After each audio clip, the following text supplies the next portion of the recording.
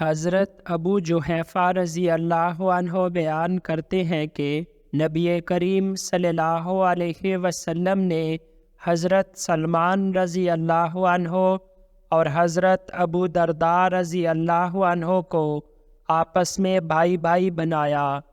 حضرت سلمان رضی اللہ عنہ حضرت ابو درداء رضی اللہ عنہ سے ملنے گئے تو انہوں نے حضرت ام درداء رضی اللہ عنہا کو دیکھا کہ انہوں نے میلے کچیلے کپڑے پہنے ہوئے ہیں۔ انہوں نے ان سے پوچھا، تمہارا یہ کیا حال ہے؟ وہ کہنے لگیں، تمہارے بھائی ابو درداء کو دنیا میں کوئی حاجت نہیں۔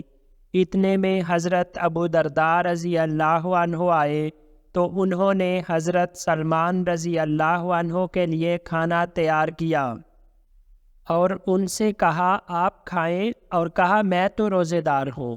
حضرت سلمان رضی اللہ عنہ نے کہا میں اس وقت تک ہرگز نہیں کھاؤں گا جب تک آپ نہ کھائیں۔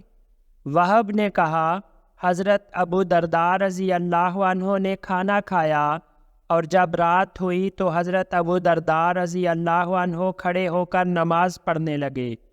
حضرت سلمان نے کہا سو جائیں، تو وہ سو گئے۔ پھر نماز کے لیے اٹھنے لگے تو انہوں نے کہا ابھی اور سوئیں۔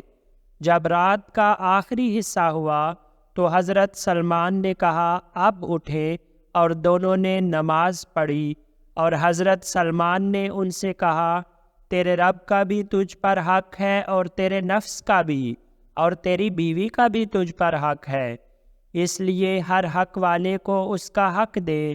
حضرت ابو درداء رضی اللہ عنہ نبی صلی اللہ علیہ وسلم کے پاس آئے اور آپ صلی اللہ علیہ وسلم سے اس بات کا ذکر کیا تو نبی صلی اللہ علیہ وسلم نے ان سے فرمایا سلمان نے سچ کہا ہے۔